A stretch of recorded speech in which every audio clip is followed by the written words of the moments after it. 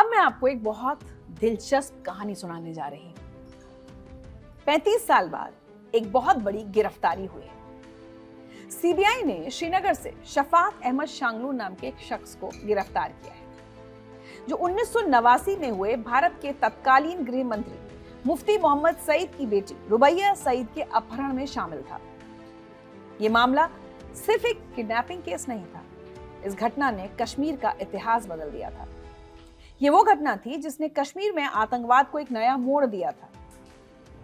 उस वक्त सरकार को एक लड़की की जान बचाने के लिए 5 खूंखार आतंकवादियों को जेल से छोड़ना पड़ा था। और आज 35 साल बाद उस साजिश का एक अहम आरोपी पकड़ा गया है। 35 साल, सोचिए, एक पूरी पीढ़ी जवान होकर बूढ़ी होने को आ गई है, मेरी जैसी। और इतने वक्त वो कानून की आंखों में धूल झोंकता रहा। कितने लोगों को तो शायद पता भी नहीं होगा इसके बारे में।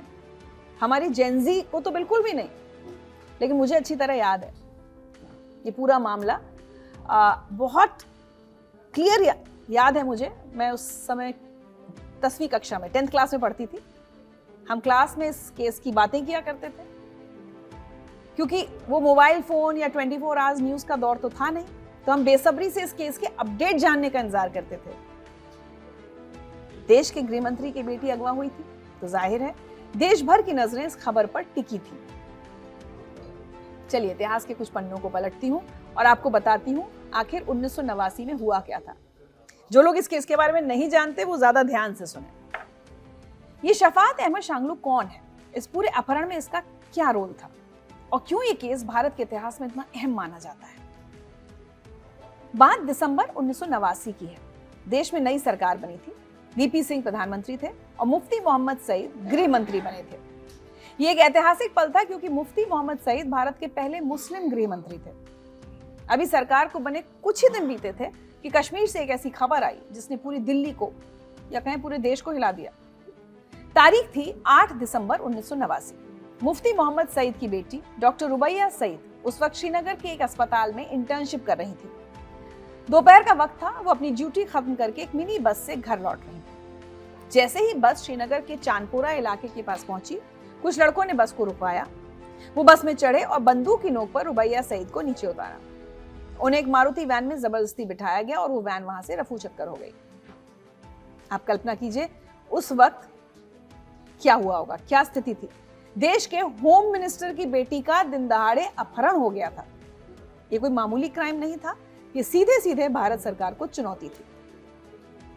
इस किडनैपिंग के पीछे हाथ था JKLF यानी जम्मू कश्मीर लिबरेशन फ्रंट का।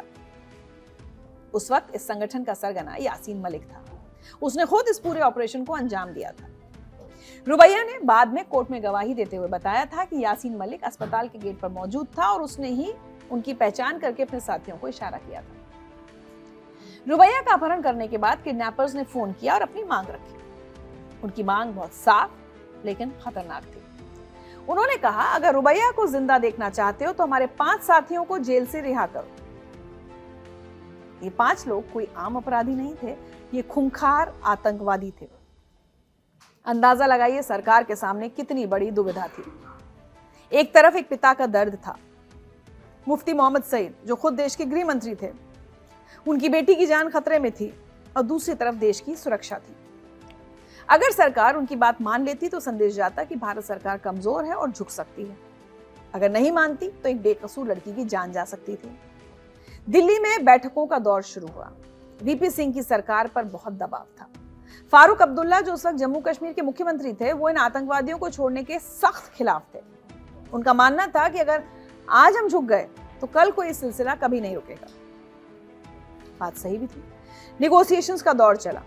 1 दिन, 2 दिन, 3 दिन, पूरे 5 दिन तक ये ड्रामा चलता रहा। और जैसे मैंने आपको बताया, हम स्कूल में थे। मुझे लगता है हर भारतवासी उस समय अपडेट्स का इंतजार करता था।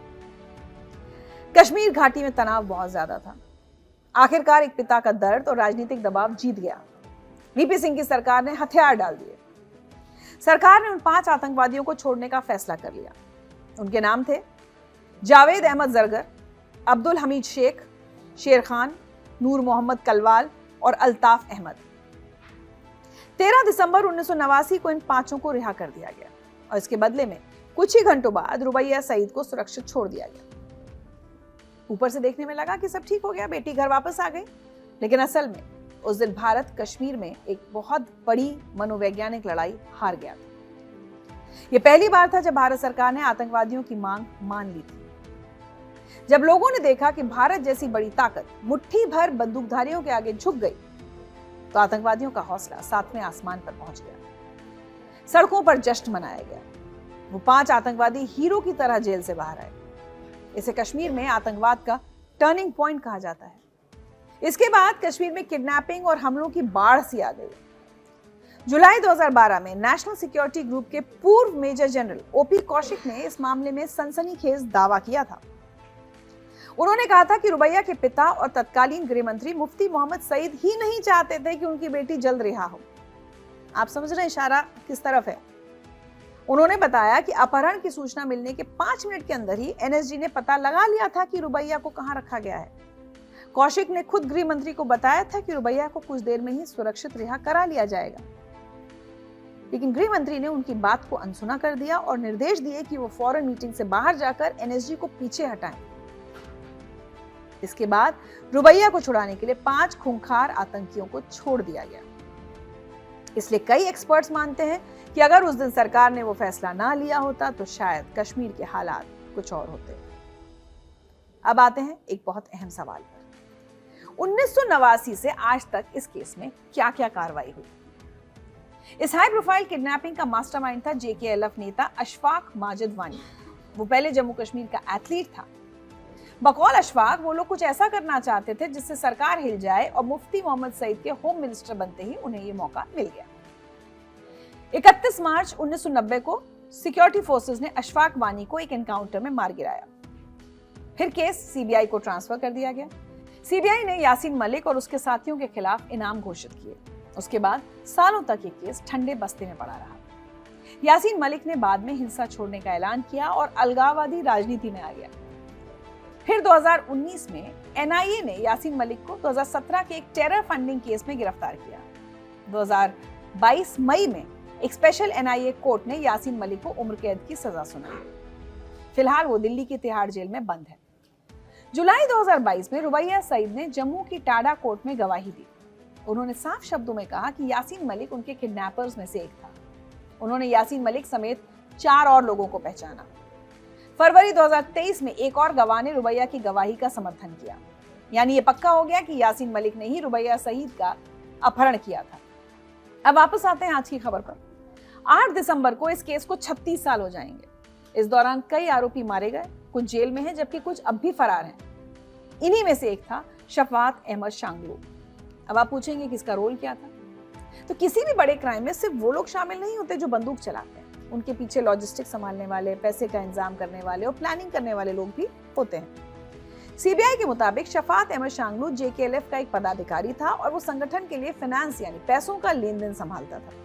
आरोप है कि इसने यासीन मलिक के साथ मिलकर रुबैया सईद के अपहरण की पूरी साजिश रची थी। ये इस प्लान का एक बहुत अहम हिस्सा था। 1989 से ही शांगलू फरार था।